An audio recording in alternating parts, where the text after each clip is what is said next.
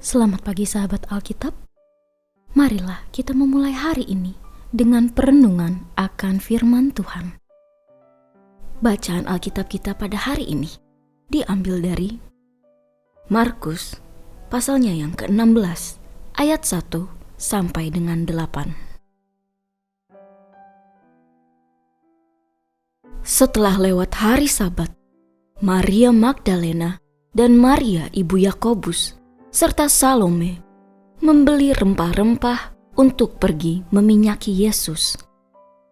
Pada hari pertama minggu itu, pagi-pagi benar, setelah matahari terbit, pergilah mereka ke kubur. Mereka berkata seorang kepada yang lain, "Siapa yang akan menggulingkan batu itu bagi kita dari pintu kubur?" Namun, ketika mereka melayang pandang, tampaklah batu itu sudah terguling. Batu itu memang sangat besar. Mereka masuk ke dalam kubur dan melihat seorang muda yang memakai jubah putih duduk di sebelah kanan. Mereka pun sangat terkejut. Tetapi orang muda itu berkata kepada mereka, "Jangan terkejut. Kamu mencari Yesus orang Nazaret yang disalibkan itu. Ia telah dibangkitkan. Ia tidak ada di sini. Lihat, inilah tempat mereka membaringkan dia. Sekarang pergilah, katakanlah kepada murid-muridnya dan kepada Petrus, ia mendahului kamu ke Galilea. Di sana kamu akan melihat dia, seperti yang sudah dikatakannya kepada kamu." Lalu mereka keluar dan lari meninggalkan kubur itu, sebab kegentaran dan kedahsyatan menguasai mereka. Mereka tidak mengatakan apa-apa kepada siapapun juga, karena takut. Dengan singkat mereka sampaikan semua pesan itu kepada Petrus dan teman-temannya. Sesudah itu, Yesus sendiri dengan perantaraan murid-muridnya memberitakan dari timur ke barat berita yang kudus dan tak terbinasakan tentang keselamatan yang kekal itu. Sahabat Alkitab, bersamaan dengan kondisi hati dan perasaan yang campur aduk, Maria Magdalena, Maria ibu Yakobus, dan Salome pergi ke kubur Yesus untuk melakukan ekspresi kasih mereka kepada sang guru yang telah mati. Meski hanya di dalam kubur, tanpa ada interaksi yang biasa mereka lakukan selama ini, ketiga murid Yesus ini tetap datang dengan kerinduan yang begitu besar untuk menjumpai tubuh Yesus Kristus. Meski demikian, niatan itu pun bukanlah tanpa halangan. Mereka kebingungan mengenai siapa yang akan membuka pintu dari kubur Yesus yang terbuat dari batu dan terlalu berat untuk digulingkan oleh ketiganya. Namun, pada momen inilah peristiwa besar yang melampaui akal ketiganya terjadi.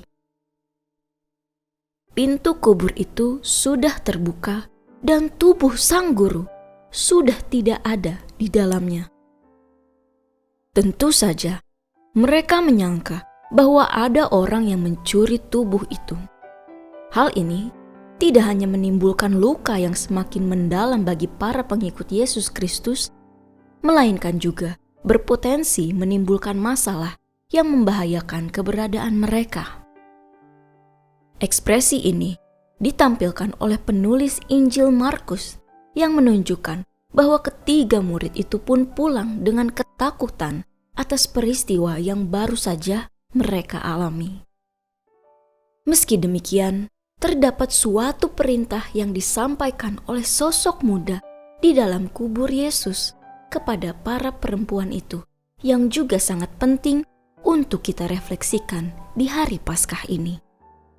Tanpa mereka sadari, itulah hari kebangkitan Yesus Kristus dari kematian yang semestinya tidak hanya menjadi kabar baik bagi para pengikut Yesus, melainkan juga bagi dunia. Kebangkitan Sang Juru Selamat adalah tanpa kekalnya janji dan keselamatan di dalam Tuhan yang telah Ia berikan bagi dunia. Itulah mengapa ketiga perempuan itu diberikan mandat untuk menyampaikan berita kebangkitan tersebut, agar sukacita dan dampak kebangkitan Kristus tidak hanya dinikmati di dalam kubur kosong tersebut, melainkan menjadi dampak di seluruh dunia.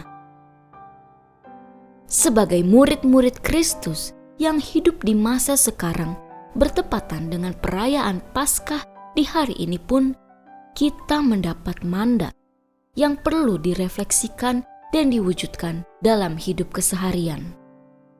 Yakni, kita diutus untuk menghidupi sukacita dari berita kebangkitan Kristus.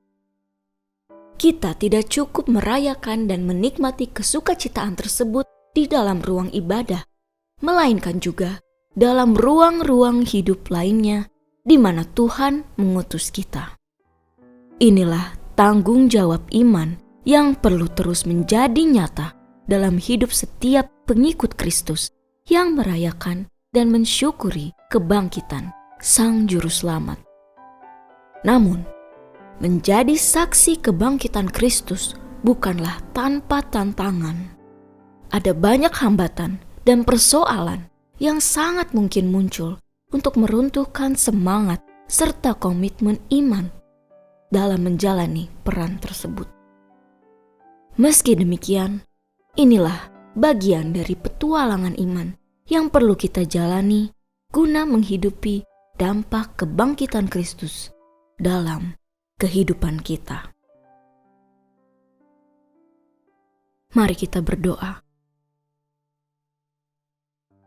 Bapa kami yang berada di kerajaan sorga, kami mengucap syukur atas kebangkitan Kristus yang memancarkan sukacita dan harapan bagi kami.